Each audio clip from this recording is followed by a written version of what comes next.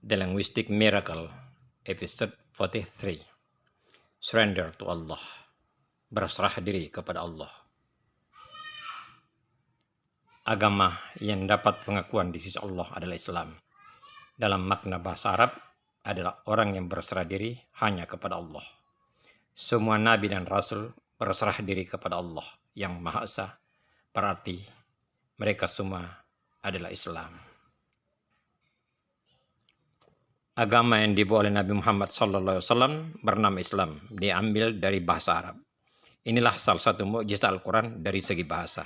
Di antara sekian banyak ayat-ayat Al-Quran lainnya yang menakjubkan. Sekarang ada mungkin pertanyaan, kalau agama-agama samawi bersumber dari satu Tuhan, mengapa sering timbul perselisihan di antara mereka, bahkan terjadi perang mengerikan? Tanpa kita banyak beropini, mari kita memaknai secara jujur apa kata Quran tentang hal ini. Inna ad-dina 'inda Allahil Islam wa ma ikhtalafa alladhina utul kitaba illa min ba'di ma ja'ahumul 'ilmu baghyan bainahum wa man yakfur bi ayati Allahi fa Allah sari'ul hisab فإن حاجوك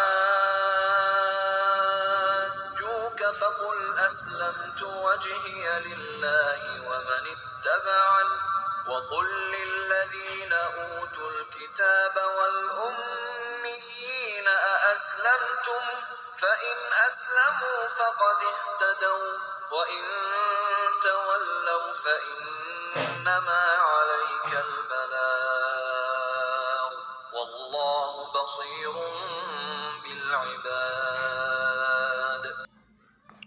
Sesungguhnya agama yang diridhai di sisi Allah hanyalah Islam.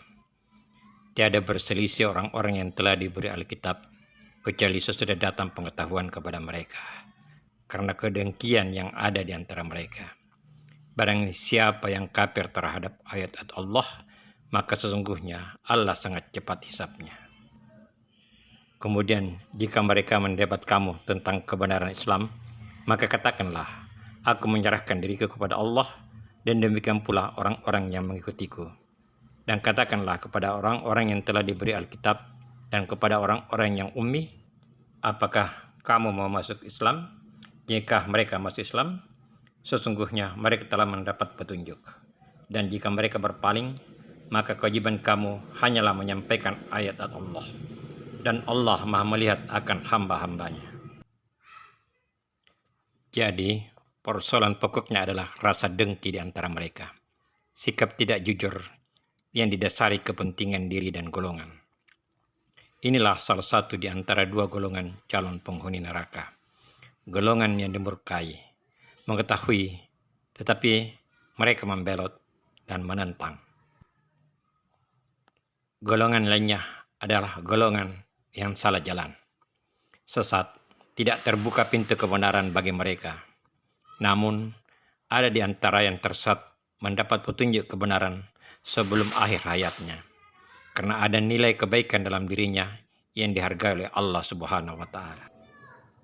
Kedengkian inilah yang menyebabkan rasul pelanjut dimaknai lain atau sengaja dihilangkan. Akhirnya, pengikut ajaran agama samawi terputus pada pengikut doktrin tanpa kebebasan berpikir. Sebelum rasul terakhir, nabi-nabi dan rasul diutus pada kaum dan wilayah berbeda karena komunikasi antara mereka sangat sulit.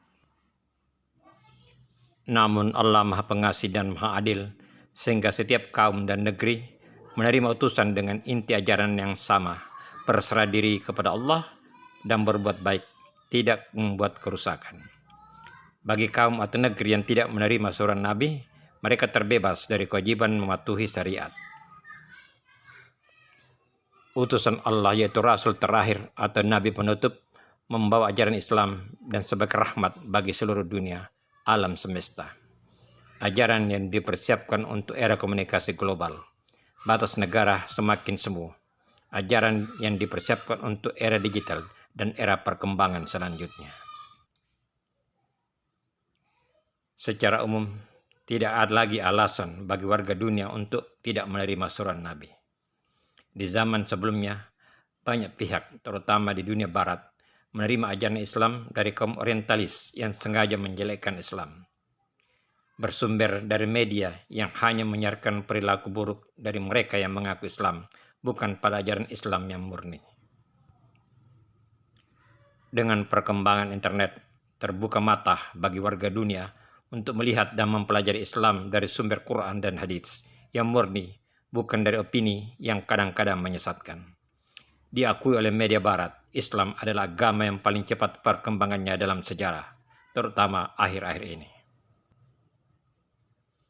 Mu'allaf semakin bertambah dari kalangan cendekiawan, artis, tokoh-tokoh masyarakat. Di antara berita-berita hoax, media sosial, berita-berita mu'allaf yang hak semakin menghiasi dunia maya. Jika hak kebenaran telah datang, maka kebatilan akan lenyap.